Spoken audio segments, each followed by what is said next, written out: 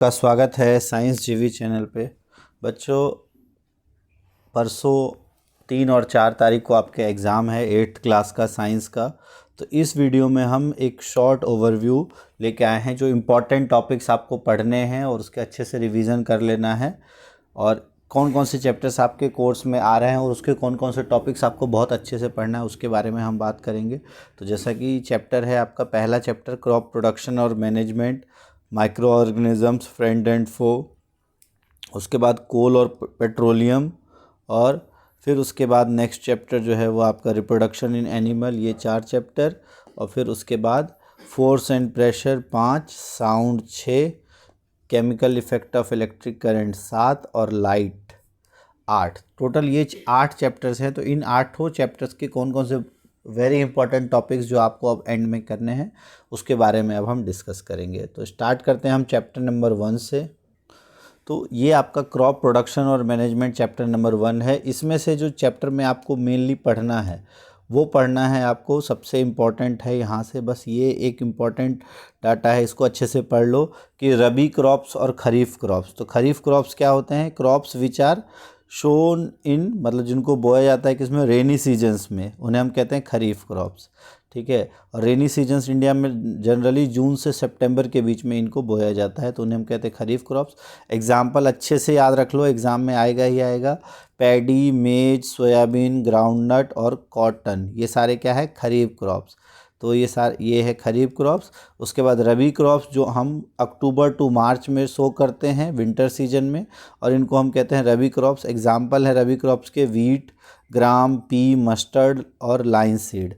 और इन सब के अलावा बहुत सारे वेजिटेबल्स जो है वो किसी भी जगह पर और बहुत जगह पे उगाए जाते हैं। तो ये इंपॉर्टेंट है, ये दोनों 100% यहाँ से क्वेश्चन आएगा आपका, रबी क्रॉप और खरीफ क्रॉप। ये अच्छे से पढ़ लो कि इनका क्या, कब इनको शो किया जाता है और क्या क्या एग्जांपल्स है। फिर उसके बाद यहाँ से ये टॉपिक भी इम्पॉर्टेंट है कि आपके क्या क्या स्टेप्स होते हैं एग्रीकल्चर्स में। तो सबसे पहला स्टेप होता है प्रिपरेशन ऑफ सॉइल, मिट्टी तैयार करना। फिर उसके बाद सोइंग, आप बीज बोते हो, फिर उसमें खाद और फर्टिलाइज़र डालते हो, फिर इरिगेशन, पानी डालते हो, फिर जब वो उगने लगता है तो खरपतवार जो है वीड से उसका प्रोटेक्शन, और उसके बाद जब अच्छा फसल हो जाए तो उसको आप हार्वेस्ट करते हो, और लास्ट में स्टोरेज। तो ये 7 स्टेप्स हैं, इसको भी आपको अच्छे से पढ़ लेना है। फिर एक आपको यहाँ ध्यान रखना कि ये जो इंस्ट्रूमेंट्स जो है एग्रीकल्चर इम्प्लीमेंट्स में इंस्ट्रूमेंट्स याद रख लेना आप, प्लग और हो, ये क्या क्या होते हैं। तो उसका एग्जांपल्स आपको पता होने चाहिए, हो का क्या काम होता है, प्लग का क्या काम होता है, इससे रिलेटेड थोड़ा बहुत आ जाता है। फिर यहाँ थोड़ा सा आपको फर्टिलाइज़र्स के बारे में पढ़ना होगा कि फर्टिलाइज़र्स जो हैं उसमें क्या क्या होते हैं। तो urea, ammonium sulphate, super phosphate, potash, NPK, ये इंपॉर्टेंट है, आपको ध्यान रखना है। और इसके क्या क्या डिसएडवांटेजेस हैं फर्टिलाइज़र यूज़ करने के, वो भी आप पढ़ लेना, इसमें थोड़ा बहुत आ जाता है। और एक और यहाँ पे राइजोबियम बैक्टीरिया के बारे में दिया हुआ, वो इम्पॉर्टेंट है, जो कि जो लेग्यूमिनस प्लांट्स है उनके रूट नोड्यूल्स में होता है, जो कि नाइट्रोजन फिक्सेशन में हेल्प करता है। तो ये root nodules of leguminous plant में होता है और नाइट्रोजन फिक्सेशन में हेल्प करता है। तो इस चैप्टर से मोस्टली इतना ही आता है। एक या 2 नंबर का क्वेश्चन कभी कभार आ जाता है, फर्टिलाइज़र और मैन्योर, इसका डिफरेंस, तो इसको अच्छे से कर लो। हो सकता है 1 नंबर का क्वेश्चन आपका इसमें से आ जाए कि मैन्योर और फर्टिलाइज़र में क्या डिफरेंस है, इसको पॉज करके इसको पढ़ लेना। फिर ये ट्रेडिशनल मेथड्स बस आपको याद होने चाहिए। तो एक है मोट और चेन पंप, और उसके बाद आपका ढेकली और राहत, ये 4 सिस्टम है ट्रेडिशनल सिस्टम जो है इरिगेशन के, ये इंपॉर्टेंट है, इसको बस एक बार नाम आपको पता होनी चाहिए, आ जाता है। हाँ, मोस्टली उतना ही आता है। उसके बाद फिर ये फिल इन द ब्लैंक्स वगैरह ये आप अच्छे से कर लेना। इसमें से आ सकता है कि जैसे फर्स्ट ग्रोइंग क्रॉप्स, तो फर्स्ट स्टेप क्या होता है? Preparation of soil. तो इस तरह के क्वेश्चंस जो हैं वो इम्पॉर्टेंट आप देख लेना। फिर यहाँ पे ये इम्पॉर्टेंट क्वेश्चन है आपका कि गिव टू एग्जांपल रबी और खरीफ क्रॉप्स, इसमें आ सकता है डिफरेंट फ्रॉम मैन्योर, ये इंपॉर्टेंट क्वेश्चन है। ठीक है। इरिगेशन के 2 मेथड, ये आप इम्पॉर्टेंट, ये 3 क्वेश्चंस। और ये मैच द फॉलोइंग। तो खरीफ क्रॉप्स का क्या हो जाएगा? अगर देखें तो खरीफ क्रॉप्स कौन कौन से हैं? पैडी और मेज। रबी क्रॉप्स हैं आपके वीट एंड ग्राम और पी। केमिकल फर्टिलाइज़र्स जो हैं वो क्या होते हैं? यूरिया और सुपर फॉस्फेट। ऑर्गेनिक मैन्योर वो किससे बनता है? तो animal excreta, cow dung, urine और प्लांट वेस्ट। तो इस तरह से ये हमारा पहला चैप्टर के इतना ही इंपॉर्टेंट है, इतना आप पढ़ लो। अब नेक्स्ट चैप्टर देखते हैं। तो पहले चैप्टर में आपको बस इतना करना है। अब हम देखते हैं दूसरा चैप्टर, वो है माइक्रो ऑर्गेनिजम्स फ्रेंड एंड फो। बहुत इंपॉर्टेंट चैप्टर है और ये जो चैप्टर है इससे सबसे ज़्यादा नंबर के क्वेश्चंस आने के चांसेस होते हैं, तो ये काफ़ी अच्छे से आपको करना है। इसमें जो सबसे इम्पॉर्टेंट टॉपिक्स है वही आपको मैं बता रहा हूँ जो आपके एग्ज़ाम में आएंगे।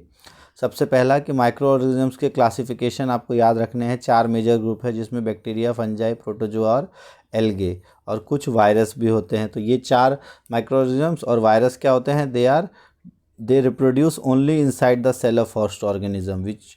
ये पूछा जा सकता है कि वायरस कैसे डिफरेंट है, तो यहाँ से ये क्वेश्चन। उसके बाद यहाँ से डिजीज़ वाला आ जाता है, जैसे कॉमन कोल्ड किससे होता है, या इन्फ्लुएंजा और most cough are caused by virus, और polio and chicken pox are also caused by virus. ठीक है, तो यहाँ से ये डिजीज़ के causative organism, cold, influenza, polio, chicken pox, इन सब ये वायरस से होने वाले हैं। तो आपसे पूछा जा सकता है वायरस से होने वाले कम से कम 2 डिजीज़ का नाम। तो यहाँ पर आपको 4 दिए हुए हैं, पोलियो, चिकन पॉक्स, उसके बाद कोल्ड, इन्फ्लुएंजा, इसमें कोई भी 2 आप लिख सकते हो। फिर है डिजीज़ कॉज्ड बाय प्रोटोजोअन्स, तो उसमें आपके 2 दिए हुए हैं, एक है आपका डिसेंट्री और एक मलेरिया। तो ये दोनों को आपको अच्छे से याद रख लेना है।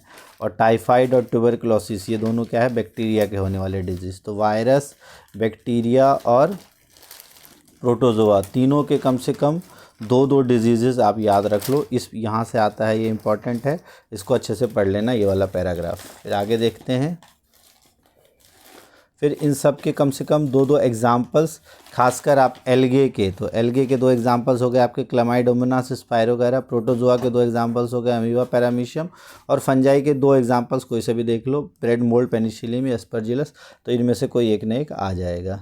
फिर उसके बाद माइक्रो ऑर्गेनिजम्स जो हैं कैसे हमारे लिए हेल्पफुल हो सकते हैं, तो इसके 6 तरीके होते हैं कि वो हमको हेल्प करते हैं माइक्रो ऑर्गेनिजम्स। और अगर हमारी बात करें तो एक तो कर्ड बनाने में, सॉइल की फर्टिलिटी बढ़ाने में, और ये सॉइल की फर्टिलिटी नाइट्रोजन फिक्स करके हमने पढ़ा था कौन सा बैक्टीरिया करता है, वो है आपका राइजोबियम। हमने फर्स्ट चैप्टर में पढ़ा था कि राइजोबियम में होता है सॉइल फर्टिलिटी बढ़ाने वाले बैक्टीरिया। फिर मिल्क को कर्ड में कन्वर्ट करने के लिए भी बैक्टीरिया यूज़ होता है, that bacteria is known as lactobacillus. तो ये आप ध्यान रखना, कर्ड के अंदर, दही के अंदर कौन सा बैक्टीरिया होता है, लैक्टोबैसिलस, जो कि मिल्क फॉर्मेशन करता है। और इसके अलावा जो कुछ बैक्टीरियाज और ईस्ट हैं वो हेल्पफुल होते हैं फर्मेंटेशन ऑफ राइस और इडली और डोसा बैटर बनाने में। अच्छा, ईस्ट जो है वो क्या प्रोड्यूस करता है, यहाँ से भी क्वेश्चन काफ़ी बार आ जाता है। तो ईस्ट जो है वो कार्बन डाइऑक्साइड गैस प्रोड्यूस करता है, और इसी वजह से जो डो है, जो आटा है, वो फूल जाता है, फ्लफ़ी हो जाता है, और बेकिंग इंडस्ट्री में इसका इस्तेमाल होता है। उसके बाद commercial use of micro organisms, तो माइक्रो ऑर्गेनिजम्स जो है अल्कोहल, वाइन, एसिटिक एसिड यानी कि विनेगर बनाने के लिए, और ईस्ट का इस्तेमाल किया जाता है अल्कोहल और वाइन बनाने के लिए, आप ध्यान रखना। ठीक है, और एक और यहाँ से क्वेश्चन आता है आपका कि ईस्ट जो अल्कोहल है, शुगर से अल्कोहल कन्वर्ट करने का जो प्रोसेस है, the sugar has been converted into alcohol by yeast, this process is known as fermentation. Most important, यहाँ से क्वेश्चन आएगा ही आएगा। और किस साइंटिस्ट ने डिस्कवर किया था, तो लुईस पास्चर ने 1857 में डिस्कवर किया था। फिर मेडिसिन यूजेस में एंटीबायोटिक्स के बारे में आएगा। तो एंटीबायोटिक्स क्या होता है, द मेडिसिन दैट किल और stop the growth of disease causing microorganisms and known as antibiotics. तो एंटीबायोटिक्स में सबसे पहला अच्छा, ये आप बहुत इंपॉर्टेंट है, यहाँ से ध्यान रखना, आएगा आपके एग्जाम में कि एंटीबायोटिक्स, जो 4 एंटीबायोटिक्स है, कम से कम 3 आपको ध्यान रखना है। पहला है आपका स्ट्रेप्टोमाइसिन, फिर है टेट्रासाइक्लिन और इरिथ्रोमाइसिन, ये तीनों क्या है, एंटीबायोटिक्स। एक और है जो कि ये अलेक्जेंडर फ्लेमिंग ने सबसे पहले डिस्कवर किया था, दैट इज़ पेनिसिलिन। तो पेनिसिलिन जो है वो डिस्कवर हुआ था। तो 4 एंटीबायोटिक्स आपको याद रखने, हो सकता है 2 आपको एग्ज़ाम में पूछ ले। फिर उसके बाद एंटीबायोटिक्स के बाद आ जाते हैं, ये क्वेश्चन बहुत बार पूछा जाता है कि जो वैक्सीन है, जब कोई भी डिजीज़ कॉजिंग माइक्रोऑर्गेनिज्म एंटर करा हमारे बॉडी में, तो क्या प्रोड्यूस करता है, वो प्रोड्यूस करता है antibodies to fight the invader. और इसी का इस्तेमाल करके वैक्सीन्स बनाए गए थे। और वैक्सीन सबसे पहले किसने बनाया था, तो एडवर्ड जेनर ने वैक्सीन की डिस्कवरी की थी। कौन सी वैक्सीन की, तो स्मॉल पॉक्स की 1798 में। और क्वेश्चन अगर पूछा जाए कि name 2 diseases that can be prevented by vaccination, तो वैक्सीनेशन से जो प्रिवेंट होने वाले 2 डिजीज़ अगर आपसे पूछे जाए तो ये 4 आपको दिए हुए हैं, cholera, tuberculosis, small pox, hepatitis. इन चारों में से आपको 2 लिख देना है जो कि वैक्सीनेशन से स्टॉप हो सकते हैं। फिर उसके बाद आप इंक्रीज सॉइल फर्टिलिटी वाला हमने देख लिया, जो कि नाइट्रोजन फिक्सेशन बैक्टीरिया में। अच्छा, बैक्टीरिया दो एक और हो सकता है आपका, साइनोबैक्टीरिया भी होता है। फिर एनवायरनमेंट क्लीन करने में, ये सब आप बहुत अच्छे से देख रखा है हमने। फिर हार्मफुल माइक्रो ऑर्गेनिजम्स में डिजीज़ कॉजिंग माइक्रो ऑर्गेनिजम्स को क्या कहते हैं? पैथोजेंस। तो disease causing microorganisms are called pathogen. फिर यहाँ से इंपॉर्टेंट आता है आपका कम्युनिकेबल डिजीज़ और नॉन कम्युनिकेबल डिजीज़। तो जो microbial disease that can spread from infected person, जो कि एक इन्फेक्टेड पर्सन है उससे हेल्दी पर्सन को हो जाए, किससे? एयर के थ्रू, वाटर के थ्रू, फूड के थ्रू या फिजिकल कांटेक्ट के थ्रू, उसको हम कहते हैं कम्युनिकेबल डिजीज़, या हिंदी में कहते हैं संचरणीय रोग। और एग्जाम्पल आप याद रख लेना, cholera, common cold, chicken pox, tuberculosis, ये 4 इसके एग्जाम्पल है। इंपॉर्टेंट है, एग्ज़ाम में आ जाता है। और ये जो डिजीज़ कम्युनिकेबल होती हैं किसके द्वारा फैलती हैं? तो इंसेक्ट्स और एनिमल्स, इनको हम कहते हैं कैरियर्स, इस पर्टिकुलर माइक्रो ऑर्गेनिजम्स के। सबसे ज़्यादा जो डिजीज़ होती हैं वो किसके थ्रू होती है? वो होती है हाउस फ्लाई के कारण। तो हाउस फ्लाई सच कैरियर। इसके अलावा जो सबसे इम्पॉर्टेंट आपसे पूछा जाता है वो है एनाफ्लीज मॉस्किटो। एनाफ्लीज मॉस्किटो के कारण क्या होता है? मलेरिया। तो मलेरिया के पॉजिटिव ऑर्गेनिज्म है एनाफ्लीज मॉस्किटो। और Aedes mosquito, female Aedes mosquito जो है वो डेंगू का पॉजिटिव ऑर्गेनिज्म है। तो ये दो का याद रखना आपको, मलेरिया का एनाफ्लीज मॉस्किटो फीमेल, और female Aedes mosquito dengue virus का। फीमेल ही क्यों होता है? क्योंकि फीमेल मॉस्किटो ही क्यों होती है सब में? तो क्योंकि फीमेल मॉस्किटो को ही ह्यूमन ब्लड की ज़रूरत होती है, जो कि गर्म होता है, और उनके जो अंडे हैं उसको ग्रोथ करने के लिए ये ज़रूरी होता है। फिर ये सारे क्वेश्चंस इसमें, हाँ, फिर one of the most important table, यहाँ से क्वेश्चन आएगा ही आएगा। इस टेबल को अच्छे से पढ़ लो कि किसके कॉजेटिव ऑर्गेनिज्म क्या है, मोड ऑफ ट्रांसमिशन क्या है। तो ट्यूबरक्लोसिस के बैक्टीरिया, मीजल्स का वायरस, चिकन पॉक्स का वायरस, पोलियो का वायरस। ट्रांसमिशन मोड ये देख लो। फिर कॉलेरा का बैक्टीरिया, ट्रांसमिशन मोड ये वाटर फूड। टाइफाइड का बैक्टीरिया, हेपेटाइटिस ए का वायरस, और मलेरिया का प्रोटोजोआ। तो हो सकता है आपको ऐसा पूछ लिया जाए, name one disease that born through water, तो वाटर में होगा, और बिकॉज ऑफ बैक्टीरिया, तो ये इसका एग्जांपल दे सकते हो। ये ट्रांसमिट थ्रू फूड और वाटर, तो आप कॉलेरा एग्जांपल दे सकते हो। तो इस टेबल से एक क्वेश्चन आएगा ही आएगा, अच्छे से इसको कर लेना है, स्टार मार्क कर लो इसको। फिर उसके बाद एक क्वेश्चन यहाँ पे आता है एनिमल डिजीज़ का, तो वो आप ध्यान रखना। रॉबर्ट कॉच ने सबसे पहले डिस्कवर किया था एक बैक्टीरिया जिसका नाम है बैसिलस एंथ्रेसिस, जिसने कि एंथ्रेक्स डिजीज़, जो कि इसके अंदर होता है, एक डेंजरस ह्यूमर और कैटल डिजीज़ है जो कि बैक्टीरियम के द्वारा होता है, और ये एंथ्रेक्स डिजीज़, इसको डिस्कवर किया था रॉबर्ट कॉच ने। फिर कुछ प्लांट्स में जो डिजीज़ होती हैं, यहाँ से 100% आपका आएगा एक ना एक, कहीं ना कहीं से एक क्वेश्चन आएगा ही आएगा। तो इसमें से ये वाला टेबल भी आपको अच्छे से करना है। तो सिट्रस कैंकर जो डिजीज़ है वो किससे कॉजेटिव होता है? उसका माइक्रो ऑर्गेनिज्म है bacteria. Rust of wheat fungi, और येलो मोजेक ऑफ भिंडी, येलो मोजेक ऑफ भिंडी होता है वायरस से। तो ये इंपॉर्टेंट है। फिर उसके बाद फूड प्रिजर्वेशंस जो है वो आपको ध्यान रखना है कि फूड को कैसे हम प्रिजर्व रख सकते हैं। तो उसमें केमिकल मेथड्स में पूछा जाता है। तो ऑयल और सॉल्ट जो है वो जनरली माइक्रो ऑर्गेनिज्म्स को ग्रोथ को रोक देते हैं, इसलिए उन्हें हम क्या कहते हैं? प्रिजर्वेटिव्स। केमिकल प्रिजर्वेटिव्स आपसे अगर आपसे पूछा जाए तो ये होता है सोडियम बेंजोएट और सोडियम मेटाबाइसल्फाइड, ये दो होते हैं, इसको अच्छे से याद कर लेना। दो common chemical preservative, sodium benzoate और सोडियम मेटाबाइसल्फाइड, ये दो इंपॉर्टेंट है, यहाँ से इसको आपको अच्छे से कर लेना है, sodium benzoate and sodium metabisulphite. Next उसके बाद प्रिजर्वेशन बाय कॉमन सॉल्ट। तो कॉमन सॉल्ट में जैसे आंवला, रोमंग और टेमरिंड, इसके बारे में है, आपको इसको अच्छे से पढ़ लेना। फिर यहाँ से प्रिजर्वेशन बाय शुगर में जैम, जेली, स्क्वैश, ये सब को शुगर से प्रिजर्व करते हैं, इसके बारे में आप अच्छे से देख लेना। फिर प्रिजर्वेशन बाय ऑयल और विनेगर, तो ऑयल और विनेगर से भी हो सकता है, तो इन सब से आप ध्यान रख लेना। हाँ, यहाँ से क्वेश्चन आता है इंपॉर्टेंट, दैट इज़ पैस्चराइजेशन। तो पैस्चराइजेशन में क्या होता है कि मिल्क को हीट करते हैं 70 डिग्री सेल्सियस पे, कितने देर के लिए? 15 से 30 सेकंड। ये इंपॉर्टेंट है, अच्छे से ध्यान रखना। और इस प्रोसेस की डिस्कवरी किसने की थी? लुई पास्चर ने, और इसलिए इसका नाम था पास्चराइजेशन। लुई पास्चर ने, अभी हमने पढ़ा, एक और चीज़ की डिस्कवरी की थी। किसी डिस्कवरी की थी? फर्मेंटेशन की, तो लुई पास्चर ने फर्मेंटेशन की भी की थी, पेस्चराइजेशन की थी। पेस्चराइजेशन में 70 डिग्री सेल्सियस पे 15 से 30 सेकंड तक मिल्क को हीट करके और अचानक चिल्ड करके इसको स्टोर कर दिया जाता है। तो ये आप अच्छे से देख लेना। फिर उसके बाद नाइट्रोजन फिक्सेशन से हो सकता है एक क्वेश्चन आ जाए, तो राइजोबियम ये इंपॉर्टेंट है, इसको आप देख लेना। नेक्स्ट, नाइट्रोजन साइकिल से एज इट इज़ ज़्यादा क्वेश्चन आता नहीं, बस इंपॉर्टेंट याद रख लेना कि 78% नाइट्रोजन है और कैसे कैसे ये जाता है। बहुत कम चांसेस है कि उससे क्वेश्चन आए, तो अभी जो मेन टाइम है उसमें इसको मत करो। इसके इंपॉर्टेंट MCQ ज़रूर कर लेना, ये हो सकता है क्वेश्चन आपके एग्ज़ाम में आ जाए।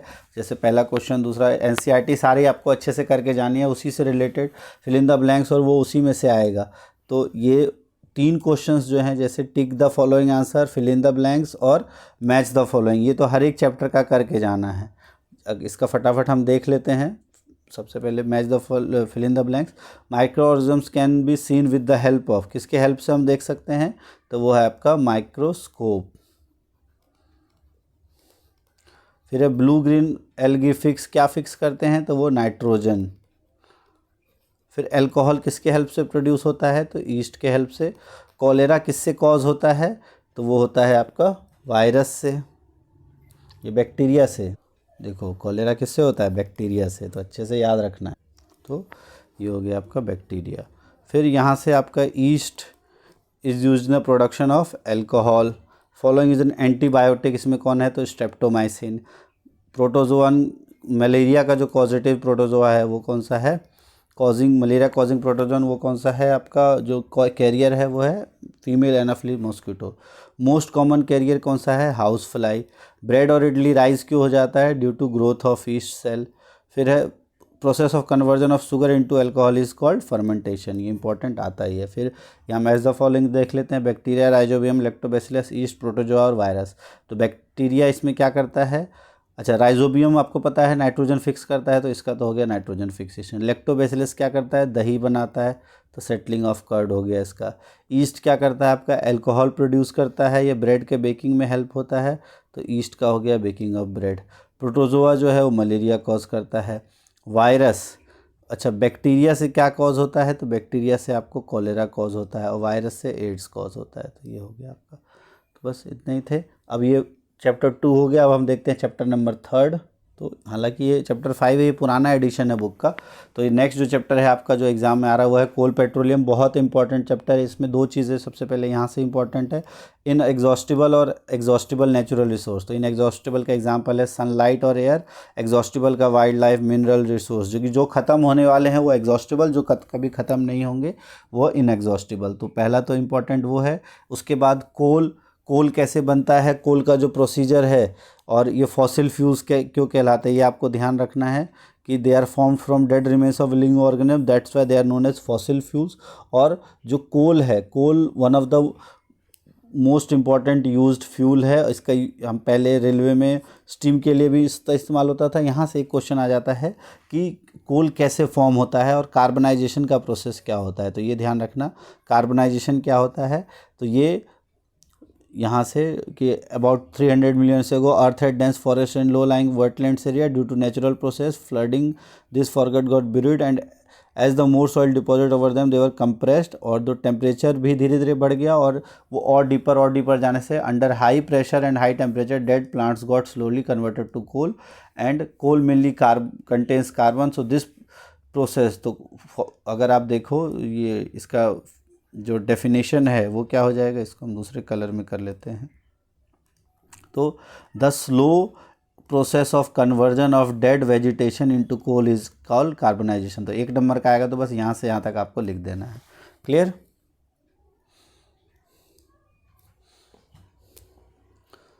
फिर उसके बाद यहाँ से आपको कोल, कोक और बाकियों का आपको बताना है कि तो कोल क्या होता है, तो कोल का इंडस्ट्री में क्या यूज़ होता है। कोक, कोल और कोल टार और कोल गैस, कोक से ये तीनों चीज़ें बनती है। कोल से क्या क्या बनता है, कोक, कोल टार और कोल गैस।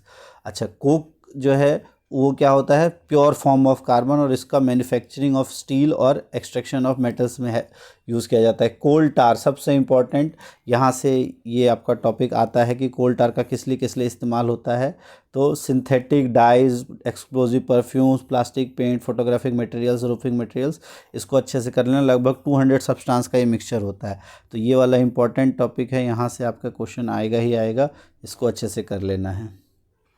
नेफ्थलीन बॉल्स, और जो कि मॉथ्स को रिपेल करने करता है, वो भी कोल टार से। और बिटुमिन जो है वो पेट्रोलियम प्रोडक्ट है, जो कि कोल टार की जगह अब रोड को बनाने के लिए किया जाता है। फिर कोल गैस कैसे प्रोड्यूस होता है, तो it is obtained during the processing of coal to get coke. जब कोल से कोक बनाया जाता है, प्योर फॉर्म ऑफ कार्बन, तब कोल गैस प्रोड्यूस होता है।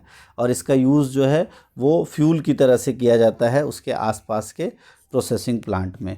फिर उसके बाद नेक्स्ट जो इम्पोर्टेंट है पेट्रोलियम। पेट्रोलियम में आपको सबसे पहले इसमें ध्यान रखना है पेट्रोलियम रिफाइनिंग ऑफ पेट्रोलियम कैसे किया जाता है। और पेट्रोलियम क्या होता है कि एक जो थिक कलर का डार्क ऑयली लिक्विड होता है जिसका अनप्लेजेंट ऑर्डर है, उसमें बहुत सारे मिक्सचर्स होते हैं, उसके बारे में हम पढ़ेंगे। और जो प्रोसेस ऑफ एक्सट्रैक्शन है उसको कहा जाता है पेट्रोलियम रिफाइनिंग। ठीक है, जो आपका यहाँ से क्वेश्चन आएगा ये है 100% यहाँ से क्वेश्चन आएगा, इसको अच्छे से आपको देख लो। पेट्रोलियम के कॉन्स्टिट्यूएंट्स दिए हैं आपके 7 कॉन्स्टिट्यूएंट दिए हैं। पेट्रोलियम गैस, जिसे हम शॉर्ट में एलपीजी कहते हैं, लिक्विफाइड पेट्रोलियम गैस। तो petroleum gas in liquid form LPG, इसका इस्तेमाल घरों में हम करते हैं। पेट्रोल का इस्तेमाल हम वाहनों में, motor fuel, aviation fuel, solvent for dry cleaning. फिर उसके बाद केरोसिन भी इसका एक कॉन्स्टिट्यूएंट है, जिसका स्टोव्स में, और सबसे ज़्यादा इंपॉर्टेंट आता है जेट एयरक्राफ्ट्स के इंजन में किसका इस्तेमाल किया जाता है, तो केरोसिन का। फिर डीजल का इस्तेमाल होता है आपका हैवी मोटर व्हीकल में, इलेक्ट्रिकल जनरेटर में। लुब्रिकेटिंग ऑयल का इस्तेमाल लुब्रिकेशन के लिए, ये बहुत इंपॉर्टेंट आता है। पैराफिन वैक्स, इसमें 2-3 बहुत इंपॉर्टेंट है आपके, केरोसिन, पैराफिन वैक्स, एलपीजी और बिटुमिन, ये 4 को आपको भूलना नहीं है। तो एलपीजी तो इंडस्ट्री में यूज़ करते हैं, होम में और घरों में एज ए फ्यूल यूज़ करते हैं। केरोसिन जो है जेट एयरक्राफ्ट में, स्टोव में, लैंप्स में। पैराफिन वैक्स जो है ऑइंटमेंट्स बनाने के लिए, दवाइयाँ बनाने के लिए, कैंडल्स और वैसलीन बनाने के लिए। और बिटुमिन जो है वो पेंट और रोड को सरफेस करने के लिए, रोड के ऊपर जो सरफेसिंग करते हैं उसमें इसका इस्तेमाल करते हैं। ये इंपॉर्टेंट है, तो इस टेबल से ज़रूर आएगा क्वेश्चन, इसको अच्छे से ध्यान रखना है। फिर यहाँ से एक क्वेश्चन आता है आपका पीसीआरए और सीएनजी, ये आप ध्यान रखना। सीएनजी के बारे में आपको पूछा जाएगा, सीएनजी का फुल फॉर्म क्या होता है, यहाँ पे अगर आपको दिया हो, हाँ यहाँ दिया है, CNG compressed natural gas, CNG का फुल फॉर्म। और सीएनजी का यूज़ क्यों किया जाता है, पावर जनरेशन में। और इसका क्या फ़ायदा है, तो एक तो बेटर फ्यूल है ट्रांसपोर्ट, क्योंकि लेस पॉल्यूटिंग है, क्लीनर फ्यूल है, और आसानी से इस्तेमाल होने वाला है, तो ये आपको ध्यान रखना है। फिर यहाँ पे एक फुल फॉर्म और आती है आपकी, जो यहाँ से आ सकता है, वो है आपका PCRA, petroleum conservation research association. और क्या क्या स्टेप्स ये एडवाइस करता है, तो ये 4 स्टेप्स है, कभी कभार आ जाता है, तो ये भी यहाँ से आएगा ही आएगा। तो 3 फुल फॉर्म है, आपको ध्यान रखना, सीएनजी, एलपीजी और पीसीआरए। इसको अच्छे से नोट कर लेना, आएगा ही आएगा आपके एग्जाम में, इनमें से कोई एक ना एक। सीएनजी कंप्रेस्ड नेचुरल गैस, उसके बाद एलपीजी लिक्विड पेट्रोलियम गैस, और PCRA petroleum conservation research association. इसमें से 100% एक ना एक आएगा आपके एग्ज़ाम में। तो ये इस चैप्टर में इतना ही था। अब अगला चैप्टर देखते हैं। नेक्स्ट जो चैप्टर है वो है आपका रिप्रोडक्शन इन एनिमल्स। इंपॉर्टेंट, काफ़ी इंपॉर्टेंट चैप्टर्स है, इससे भी क्वेश्चंस काफ़ी आते हैं। इसमें जो कुछ इंपॉर्टेंट टॉपिक्स है वो आपको पता होना चाहिए, जैसे मोड्स ऑफ रिप्रोडक्शन। तो 2 मोड्स ऑफ रिप्रोडक्शन होते हैं, सेक्सुअल और एसेक्सुअल। सेक्सुअल रिप्रोडक्शन, ये आपको 2 मोड्स पूछे जा सकते हैं, तो 2 मोड कौन कौन से होते हैं, sexual reproduction, asexual reproduction. Sexual reproduction जिसमें 2 अलग अलग सेक्स के इंडिविजुअल जो हैं वो इन्वॉल्व होते हैं, एक मेल और एक फीमेल, और उससे फिर नया ऑफस्प्रिंग बनता है, नया जो चाइल्ड है वो बर्थ लेता है, या एग के थ्रू नया ऑफस्प्रिंग आता है। और एसेक्सुअल में एक सिंगल ऑर्गेनिज्म या सिंगल प्लांट से ही नया प्लांट या नया ऑर्गेनिज्म बनते रहता है, उसको हम कहते हैं एसेक्सुअल। तो सेक्सुअल में जो टाइप ऑफ रिप्रोडक्शन जिसमें मेल और फीमेल गैमीट का फ्यूज़न हो, उसे हम कहते हैं सेक्सुअल रिप्रोडक्शन। मेल गैमीट और फीमेल गैमीट फ्यूज़ होकर क्या बनाते हैं, जाइगोट। बहुत बार ये क्वेश्चन आता है कि वो दोनों मिलकर क्या बनाते हैं, तो दैट इज़ जाइगोट। ठीक है, अब मेल रिप्रोडक्टिव ऑर्गन की अगर हम बात करें तो ये आपके इसका डायग्राम आप ध्यान रखना, ये होता है स्पर्म डक्ट, ये पेनिस और ये टेस्टिस। टेस्टिस में स्पर्म फॉर्मेशन होता है, पेनिस के थ्रू बॉडी से बाहर होता है, स्पर्म डक्ट में स्टोर होता है। और ये एक ह्यूमन स्पर्म का आपका स्ट्रक्चर जिसमें 3 मेन पार्ट होते हैं, हेड, मिडल पीस और टेल। ठीक है, तो और स्पर्म जो टेस्टिस हैं वो प्रोड्यूस करते हैं मेल गैमेट, इन्हीं को हम कहते हैं स्पर्म। फिर फीमेल रिप्रोडक्टिव सिस्टम के भी 3 मेन पार्ट होते हैं, एक यूट्रस जहाँ पे कि जो जाइगोट है वो जाके जब एम्ब्रियोनिक स्टेज में चला जाता है वहाँ उसका ग्रोथ होता है। ओवेरी जहाँ से कि एग रिलीज़ होता है मैच्योर होके, और ये ओविडक्ट जहाँ से कि ट्रांसफ़र होता है एग। और फर्टिलाइजेशन का जो पार्ट है वो ओविडक्ट ही होता है। तो इसमें 3 इंपॉर्टेंट आपको ध्यान रखने हैं। फिर उसके बाद जो फीमेल गैमेट को हम कहते हैं ओवा या एग, और ह्यूमन में जब ओवम और जो स्पर्म मिलता है उस प्रोसेस को कहते हैं फर्टिलाइजेशन। तो ये आपको ध्यान रखना है। और फर्टिलाइजेशन के बाद क्या बनता है, fertilisation results in formation of zygote. Fertilisation में 2 आपको ध्यान रखना है, इंटरनल और एक्सटर्नल। इंटरनल फर्टिलाइजेशन कब होता है, जब जो एग है वो एग और स्पर्म किसी भी ऑर्गेनिज्म के बॉडी के अंदर जब वो मीट करते हैं उसको हम कहते हैं इंटरनल फर्टिलाइजेशन। जैसे कि ह्यूमंस में, काउज में, डॉग्स में, हैंस में, एग्जांपल याद कर लो, आएगा ही आएगा। और फिर उसके बाद नेक्स्ट है आपका एक्सटर्नल फर्टिलाइजेशन। एक्सटर्नल फर्टिलाइजेशन किस में होता है, खासकर जैसे मछलियों में, स्टारफिश में, एक्वेटिक एनिमल्स में, जिसमें कि फ्यूजन ऑफ जो गैमीट्स है वो outside the body of female होता है, that is called external fertilisation. तो यहाँ से ये 2 चीज़ें इंपॉर्टेंट ध्यान रखनी है। फिर डेवलपमेंट जो है वो कैसे होता है, तो सबसे पहले जाइगोट जो है वो धीरे धीरे डेवलप होकर एम्ब्रियो में चला जाता है, और फिर एम्ब्रियो जो है वो जो फर्टिलाइजेशन से बनता है जाइगोट के बाद वो बन जाता है डेवलपिंग स्ट्रक्चर जिसे हम कहते हैं एम्ब्रियो। और एम्ब्रियो धीरे धीरे डेवलप करके क्या बनता है, फीटस। और फीटस वो स्टेज होती है जहाँ पर कि सारे बॉडी पार्ट आइडेंटिफाई हो जाते हैं, लेग्स, हैंड्स, आइज़, ये सारे आइडेंटिफाई होने वाला जो स्टेज है वो कहलाता है फीटस। और उसके बाद फिर फीटस धीरे धीरे ग्रो करता है, और फिर उसके थ्रू प्लेसेंटा के थ्रू, ये जो यहाँ पर देख रहे हो ये रेड कलर का है, ये प्लेसेंटा, प्लेसेंटा के थ्रू मदर के बॉडी से उसको नरिशमेंट मिलती रहती है। तो यहाँ से ये क्वेश्चन बहुत बार आ जाता है। फिर इसके बाद ये इंपॉर्टेंट है विविपेरस और ओविपेरस। तो विविपेरस द एनिमल जो कि बर्थ देते हैं यंग वंस को, उन्हें हम कहते हैं विविपेरस। और जो एग ले करते हैं उन्हें हम कहते हैं ओविपेरस। एग्जांपल्स बहुत सारे हैं, आप आसानी से दे सकते हो कि कौन से ओविपेरस हो गए, कौन से विविपेरस हो गए। ठीक है,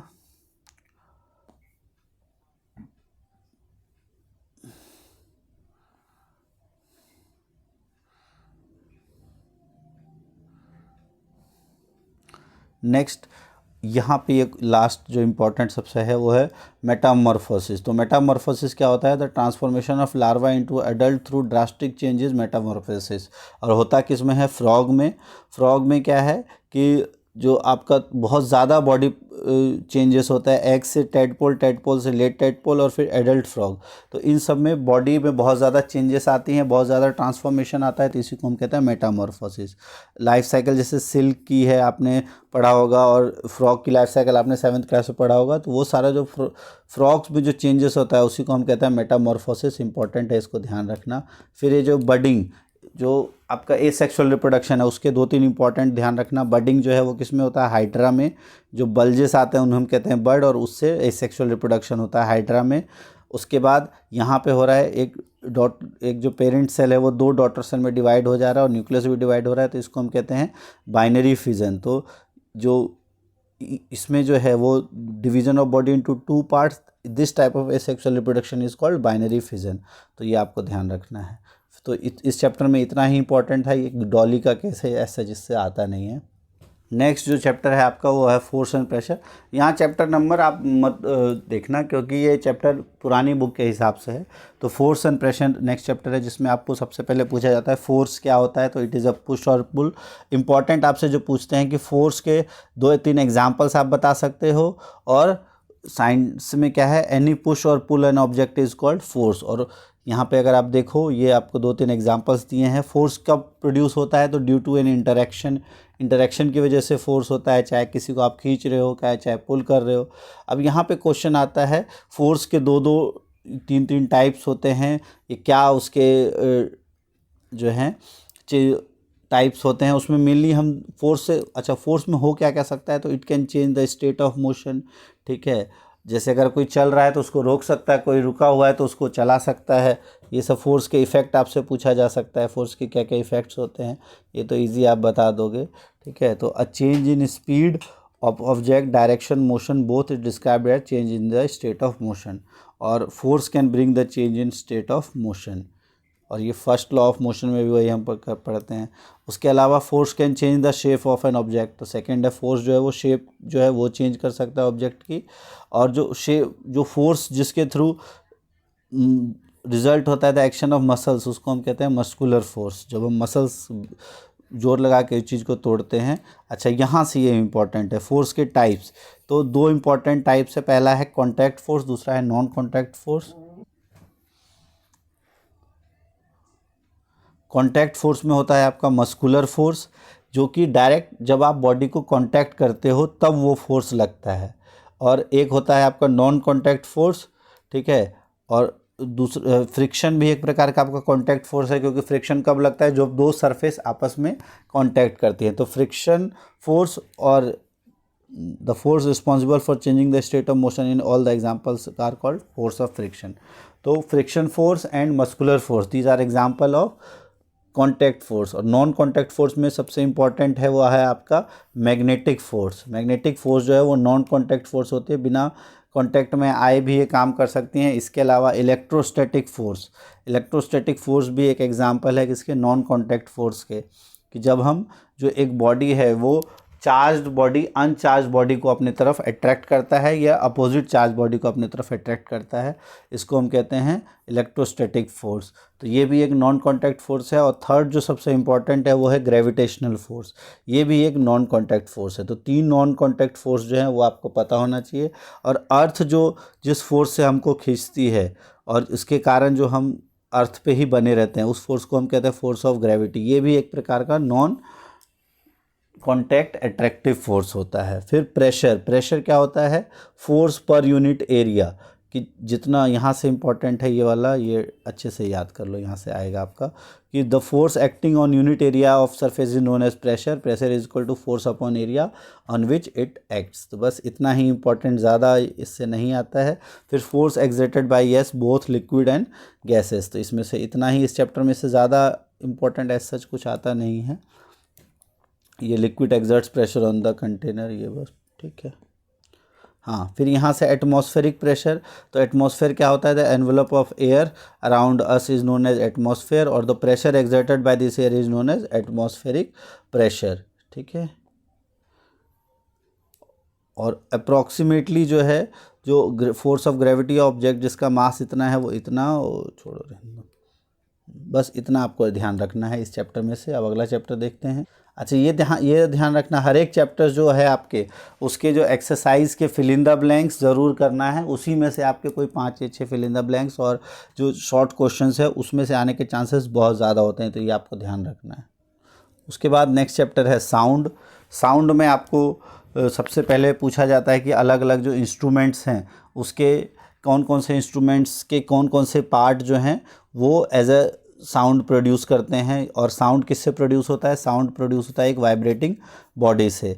और वाइब्रेटिंग बॉडी में जैसे यहाँ पे वाइब्रेशन क्या होता है, back and fourth motion of N object is called vibration, और वाइब्रेशन से ही साउंड प्रोड्यूस होता है। उसके बाद ये कुछ इसके दिए हुए, जैसे वीणा का होता है स्ट्रेच्ड रिंग, तबला का होता है स्ट्रेच्ड मेम्ब्रेन, फ्लूट जो है उसका होता है आपका एयर कॉलम, फ्लूट का होता है एयर कॉलम। तो ये 2-3 आपको इम्पोर्टेंट ध्यान रखना है, बाकी भी आप देख सकते हो। फिर ये कुछ इम्पोर्टेंट दिया हुआ है जैसे मंजीरा, घटम, मडपॉट, करतल, ये सारे म्यूजिकल इंस्ट्रूमेंट्स इस्तेमाल करने वाले, तो ये 4 आप इसमें से देख सकते हो।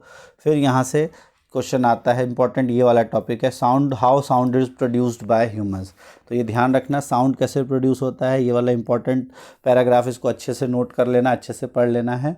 Sound is produced by voice box और लैरिंग्स, जो हमारा वॉइस बॉक्स या लैरिंग्स है उसके थ्रू साउंड प्रोड्यूस होता है। और ये जो साउंड बॉक्स है या वॉइस बॉक्स है ये कहाँ पर होता है, अपर एंड ऑफ विंड पाइप पे। It is at the upper end of wind pipe, और दो वोकल कॉर्ड्स होते हैं जो कि स्ट्रेच्ड होते हैं across the voice box in लैरिंग्स, इस तरीके से कि उनके बीच में एक बहुत छोटा सा गैप होता है, और उस गैप से जब एयर जो है, लंग्स जो है वो फोर्स करता है, एयर को बाहर निकालता है, तब वोकल कॉर्ड्स वाइब्रेट करते हैं और साउंड प्रोड्यूस करते हैं। मसल्स जो अटैच होती है वोकल कॉर्ड्स से, वो कॉर्ड्स को टाइट या लूज़ कर सकती हैं, और वोकल कॉर्ड्स टाइट और थिन होते हैं। अगर टाइट है तो आवाज़ अलग होती है, और लूज़ है तो आवाज़ अलग होती है। अच्छा, यहाँ से वोकल कॉर्ड की लेंथ आप ध्यान रखना, मेन में वोकल कॉर्ड की लेंथ होती है 20 मिलीमीटर, वुमेंस में होती है 15 मिलीमीटर, और चाइल्ड में बहुत छोटी होती है।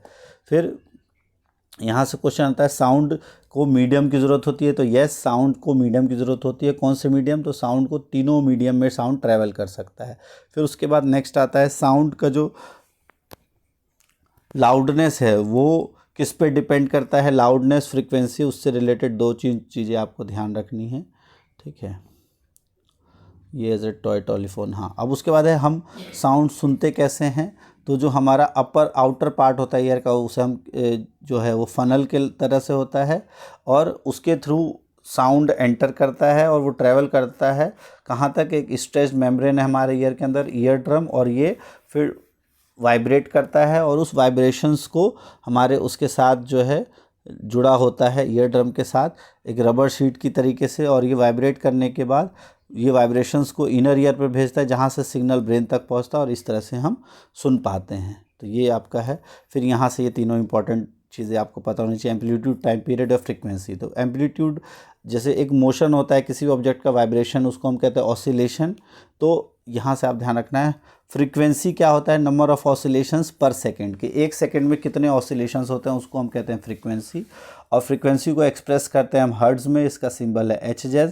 और फ्रीक्वेंसी जिसके 1 हर्ट्ज़ है, इसका मतलब है 1 ऑसिलेशन पर सेकंड।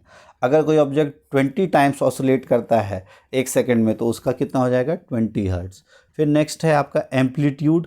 तो एम्पलीट्यूड क्या होता है? Amplitude are two important, are frequency are two important properties of any sound. तो लाउडनेस और पिच, ये इंपॉर्टेंट ध्यान रखना है आपका, कि जो लाउडनेस है वो प्रोपोर्शनल होता है स्क्वायर ऑफ एम्पलीट्यूड के, और लाउडनेस को एक्सप्रेस करते हैं हम डेसिबल में।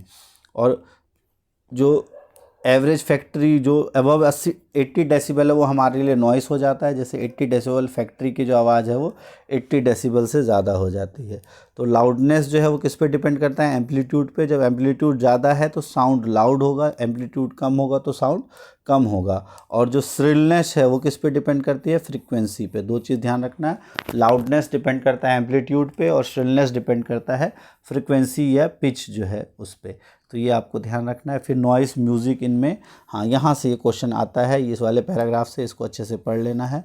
ऑडिबल और इनऑडिबल साउंड्स। तो जो हमारे लिए ऑडिबल साउंड्स होता है वो 20 हर्ट्ज से ज़्यादा होना चाहिए, और उससे कम की जो साउंड है उसको हम कहते हैं इनऑडिबल। 20 हर्ट्ज से कम को कहते हैं इनऑडिबल, और 20 किलो हर्ट्ज से जो ज़्यादा के साउंड होता है वो होता है अल्ट्रासाउंड। और ह्यूमन ईयर के लिए कितना होता है रेंज ऑफ ऑडिबल फ्रिक्वेंसी? 20 से 20 हर्ट्ज, 20 किलो हर्ट्ज, ये 20,000 हर्ट्ज। अल्ट्रासाउंड्स जो हैं वो 20,000 से ज़्यादा को हम अल्ट्रासाउंड कहते हैं। डॉग्स इसको सुन सकते हैं, ठीक है। उसके अलावा इसका यूज़ अल्ट्रासाउंड का इन्वेस्टिगेशन में, ट्रैकिंग में, मेडिकल प्रॉब्लम्स में इसका इस्तेमाल किया जाता है। फिर म्यूज़िक और नॉइस, तो ये इम्पोर्टेंट एज सच क्या है? अनप्लीजेंट साउंड्स को हम कहते हैं नॉइस, और प्लीजेंट साउंड्स को हम कहते हैं म्यूज़िक। और नॉइस पॉल्यूशन, फिर क्या क्या हार्म्स हो सकते हैं, ये सब जनरल क्वेश्चन है, आप इजीली कर सकते हो, ठीक है। तो इस चैप्टर में इतना ही था, आगे देख। अच्छा, इसके MCQ ज़रूर कर लेना। जैसे sound can travel through solid, liquid, gas. Voice of which of the following has minimum frequency. तो किसकी मिनिमम फ्रीक्वेंसी होगी? जिसकी आवाज़ जो है वो, जिसकी आवाज़ सबसे ज़्यादा पतली होगी उसकी फ्रीक्वेंसी सबसे ज़्यादा होगी।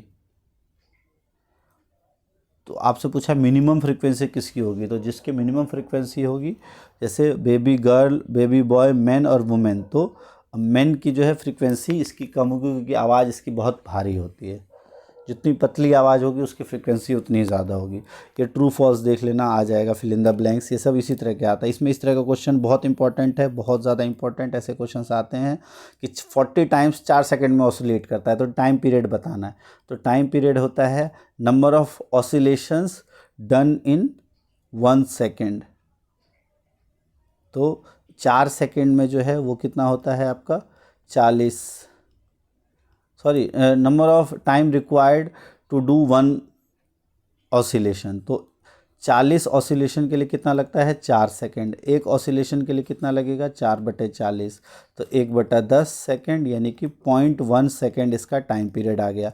और फ्रीक्वेंसी जो है वो जस्ट इसका उल्टा हो जाता है कि वो कहा जाता है 1 सेकेंड के अंदर कितने ऑसिलेशंस हो रहे हैं। तो 4 सेकेंड के अंदर इसमें 40 हो रहे हैं, तो 1 सेकेंड के अंदर 10 ऑसिलेशंस होंगे, तो 10 हर्ट्ज़ इसका जो है वो फ्रीक्वेंसी आ जाएगी। तो इम्पॉर्टेंट क्वेश्चन इस तरह का आता है, ठीक है, तो ये देख लेना।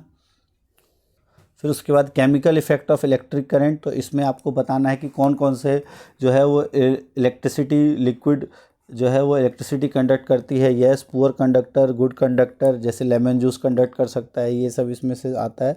ऐसा इसमें ज़्यादा इम्पोर्टेंट कुछ है नहीं, बस 2-3 चीज़ें आप ध्यान रखना। एलईडी की फुल फॉर्म, तो लाइट एमिटिंग डायोड, ये हमने पढ़ा भी था क्लास 7th क्लास में। फिर इसमें जो सबसे इम्पोर्टेंट आता है वो आता है कि कौन कौन से जो है केमिकल इफ़ेक्ट्स होते हैं। तो केमिकल इफ़ेक्ट्स में आपको इलेक्ट्रोप्लेटिंग का आपसे पूछा जाता है कि इलेक्ट्रोप्लेटिंग क्या होता है और उसका क्या क्या यूजेस होता है। जैसे अगर आप देखो कहाँ है, हाँ ये सबसे इम्पॉर्टेंट है। तो इलेक्ट्रोप्लेटिंग जो है किसी भी चीज़ मेटल के ऊपर दूसरे मेटल की लेयर चढ़ाना, उसको हम कहते हैं electroplating. By the help of electricity हम किसी के ऊपर भी दूसरे मेटल की लेयर को चढ़ा सकते हैं। और इसका क्या क्या यूज़ होता है इसमें आपको पता होना चाहिए। कैसे हम देखते हैं, जैसे इलेक्ट्रोप्लेटिंग क्या है? The process of depositing a layer of any desired metal on another material by the means of electricity is called electroplating.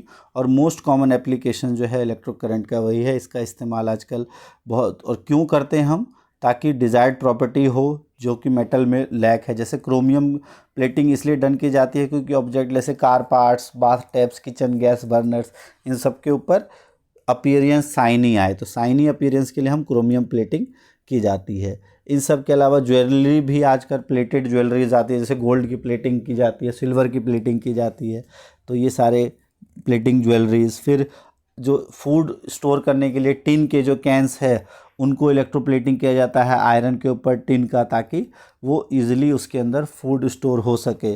फिर ब्रिजेस जो बनाया जाता है उसको स्ट्रेंथ प्रोवाइड करने के लिए जिंक के साथ उसकी कोटिंग की जाती है। तो ये सारे इलेक्ट्रोप्लेटिंग के इंपॉर्टेंट मेथड है, यही पूछा जाता है खासकर। ये देख फिल इन द ब्लैंक्स कर लेना। फिर नेक्स्ट है लाइट। तो लाइट क्या होता है? और लाइट से सबसे इम्पॉर्टेंट है आपका लॉ ऑफ रिफ्लेक्शन, ये इंपॉर्टेंट है, ध्यान रखना।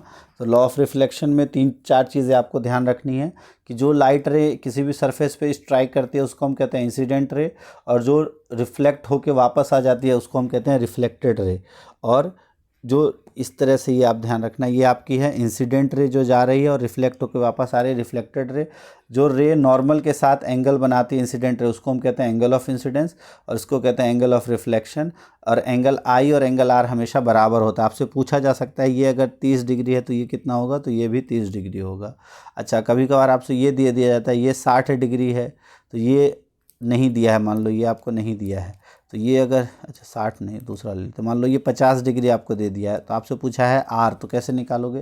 तो ये अगर 50 है तो ये कितना हो जाएगा? 90 में से 50 को माइनस करके 40, तो ये भी हो जाएगा 40। तो इस तरीके से आपको ध्यान रखना है।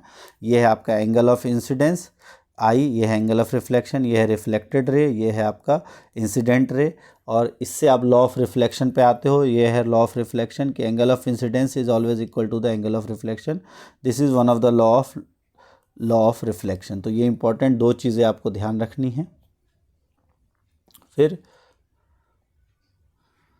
और दूसरा जो पॉइंट है वो क्या है? The incident ray normal at the point on the incidence and reflected ray all lie in same plane, सारे सेम प्लेन में होते हैं। तो ये 2 इंपॉर्टेंट है लॉ ऑफ रिफ्लेक्शन के पॉइंट, रट लो, एग्जाम में कहीं ना कहीं आपको दिखेंगे ही दिखेंगे।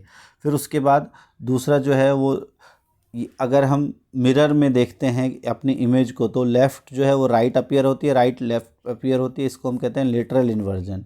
फिर रेगुलर और डिफ्यूज रिफ्लेक्शन, कि अगर सरफेस स्मूथ है तब जो डिफ्यूज़न होता है वो क्या होता है? रेगुलर। और सरफेस अगर नॉन स्मूथ है तब होता है आपका इरेगुलर डिफ्यूजन। रेगुलर जब पैरेलल रेज रिफ्लेक्ट होके पैरेलली जाए तो वो रेगुलर, और पैरेलल रेज रिफ्लेक्ट होके पैरेलल ना जाए that is called diffuse reflection. तो ये इंपॉर्टेंट है सच, हाँ, फिर यहाँ पे आपको ये reflected ray can be reflected again, जिसमें मल्टीपल इमेजेस बनती है। तो मल्टीपल इमेजेस कितने कितने के बीच बनता है ये आपको ध्यान रखना है, क्या क्या एंगल होता है और कितने एंगल पे कितनी मल्टीपल इमेजेस बनती हैं। बाय चांस ये आगे वैसे इसमें अभी नहीं आएगा, आपका उसमें ध्यान रखना है, ठीक है। फिर क्लाइडोस्कोप और सच हाँ, फिर इनसाइड आवर आई। तो आई का डायग्राम इंपॉर्टेंट याद रखना, हो सकता है इसमें से एक ना एक क्वेश्चन आ जाए कि जो आई है आउटर मोस्ट कोट जो है वो आई का वाइट होता है और वो प्रोटेक्ट करता है इंटरनल पार्ट को, और जो ट्रांसपेरेंट पार्ट होता है आई का सबसे बाहर वाला उसको कहते हैं कॉर्निया। कॉर्निया के पीछे मस्कुलर स्ट्रक्चर होता है, इसे कहते हैं आइरिस। आइरिस में एक ओपनिंग होती है जिसे कहते हैं प्यूपिल, और जो साइज़ है वो कंट्रोल किया जाता है प्यूपिल का किसके थ्रू, आइरिस के थ्रू। और आइरिस जो है वो क्या करता है, आई को डिस्टिंक्टिव कलर भी देता है और अमाउंट ऑफ लाइट को एंटर करने से भी आइरिस ही कंट्रोल करता है। तो ये 3-4 चीज़ों के आपसे पूछे जा सकते हैं। फिर उसके बाद जो यहाँ पे आप ध्यान रखना, ये जो ऑप्टिक नर्व है यहाँ पे ये आपका रेटिना है, और रेटिना पे क्या बनता है, इमेज। तो लेंस फोकस करती है लाइट को कहाँ पर, रेटिना पे, और रेटिना पे हमारे इमेजेस बनते हैं। रेटिना पे बहुत सारे नर्व सेल्स होते हैं और ये जो इन्फॉर्मेशन है उसको ट्रांसमिट करते हैं ब्रेन तक। अच्छा, दो इंपॉर्टेंट यहाँ ध्यान रखना, कोन्स और रॉड्स। तो कोन्स क्या होते हैं, जो कि ब्राइट लाइट, जब आप रोशनी में रहोगे तो कोन्स एक्टिव होते हैं और सेंसिटिव होते हैं। तो कोन्स अगर सेंसिटिव है तो कोन्स में कैसा कलर, किस चीज़ के लिए हम इस्तेमाल करेंगे, तो कलरफुल के लिए, और रॉड्स के लिए ब्लैक एंड वाइट के लिए। तो रात में हमारा कौन सा ज़्यादा इस्तेमाल होता है, रॉड्स, और दिन में हमारा कौन सा ज़्यादा इस्तेमाल होता है, कोन्स। तो सी से कोन्स, सी से कलर याद रख लेना, ठीक है। और जो रेटिना, जो ऑप्टिक नर्व और रेटिना का जो जॉइंट है उसको हम कहते हैं, उस पर कोई सेंसरी सेल नहीं होते, और वहाँ पर अगर इमेज बनती है तो वो ब्लाइंड स्पॉट पे बन जाता है, और इसको ब्लाइंड स्पॉट का ये एग्जांपल है, वहाँ पे कोई इमेजेस नहीं बन पाती। तो ये आपको ध्यान रखना है। फिर ये हाँ, फिर उसके बाद है कोई भी इमेज अगर आप देखते हो तो वो हमारे आँखों तक सिर्फ 1 सेकेंड के 16th पार्ट तक ही रहता है, और इसी को हम कहते हैं परसिस्टेंस ऑफ विजन। और इसीलिए अगर कोई ऑब्जेक्ट जो है कि अगर मल्टीपल इमेजेस आपके सामने से 1 सेकंड में 16 से ज़्यादा इमेजेस अगर आपको दिखाई जाए तो आपको लगेंगी कि वो चीज़ें चल रही है। और पिक्चर्स में भी इसी का ही इस्तेमाल किया जाता है। आमतौर पर 25 पिक्चर्स पर सेकंड, जो कि 16 से ज़्यादा है तो जो मूवीज़ में है वो इतने पे ही बनाई जाती है। फिर एज सच इसमें से और तो कुछ इतना आता नहीं है। आई का आपका वो देख लेना। फिर visually impaired persons can read write, ये सब इंपॉर्टेंट है, सच नहीं है। फिर ब्रेल लिपि के बारे में आपको थोड़ा बहुत ध्यान होना चाहिए। किसने डिस्कवर किया था, लुई ब्रेल ने। 4 जो दिसंबर है, ये 4 जनवरी, वो ब्रेल डे के रूप में हम मनाते हैं। हाँ, 4 जनवरी है। तो एज सच इसमें ही इतना ही इम्पोर्टेंट है और ज़्यादा नहीं है, ठीक है। और इसके ये देख लेना और कौन कौन से हैं। डिस्पर्जन क्या होता है, अलग अलग कलर में डिवाइड होना कहलाता है डिस्पर्जन। सनलाइट में 7 कलर्स होते हैं, ठीक है। 2 मिरर इंक्लाइडेड, तो ये सारे इंपॉर्टेंट है। और उसके बाद 2 चीज़ें और ध्यान रखना है यहाँ पे, मिरर्स से रिलेटेड जो 2 तरह के स्फेरिकल मिरर्स हैं, हालांकि आपके इसमें नहीं आए हैं बट मैं बता देता हूँ, हो सकता है आपके एग्ज़ाम में आ जाए। एक होता है आपका कॉन्वेक्स मिरर, एक होता है कॉनकेव मिरर। कॉन्वेक्स मिरर का क्या काम होता है और कॉनकेव मिरर का क्या काम होता है। कॉन्वेक्स मिरर जो है वो हमेशा कैसा इमेज बनाता है, वो हमेशा बनाता है वर्चुअल और इरेक्ट, हमेशा सीधा और आभासी इमेज बनाता है। और इसीलिए इसका इस्तेमाल हम कहाँ करते हैं कॉन्वेक्स का, जो रेयर व्यू मिरर में है, जो पीछे देखने के लिए जो मिरर में इस्तेमाल करते हैं गाड़ियों के, वो हम करते हैं कॉन्वेक्स मिरर का, ठीक है। या फिर जो सिक्योरिटी मिरर की तरह भी इसका इस्तेमाल करते हैं, rear view mirror, security mirror की तरह इसका इस्तेमाल किया जाता है। कॉनकेव मिरर का इस्तेमाल कहाँ करते हैं, एक तो डेंटिस्ट इस्तेमाल करते हैं क्योंकि ये सीधा और बड़ा इमेज बनाता है जब बिल्कुल पास में अगर रहें, तो डेंटिस्ट इस्तेमाल करते हैं। शेविंग मिरर की तरह इस्तेमाल होता है, और टॉर्चेस में और हेडलाइट्स में इसका इस्तेमाल करते हैं, टॉर्च और हेडलाइट में इसका इस्तेमाल होता है। तो ये इम्पोर्टेंट याद रखना, हो सकता है इतना आ जाए। तो ये कुछ इम्पॉर्टेंट टॉपिक्स थे जो आपके एग्ज़ाम के लिए काफ़ी इम्पॉर्टेंट थे, और जो आपका एग्ज़ाम आने वाला है वो लगभग इसी में से जो आपको इम्पॉर्टेंट टॉपिक्स बताएं उसको आप कर लो, और लगभग इसमें से आपका 90% जो पेपर है वो इन्हीं टॉपिक्स में से आएगा। और उसके बाद बताना आपका जब पेपर हो जाएगा तो उसके ये वीडियो आपको कितना फ़ायदा पहुंचाया और क्या क्या इंपॉर्टेंट टॉपिक्स आपने इससे कर लिए थे जो आपके एग्ज़ाम में आए हैं।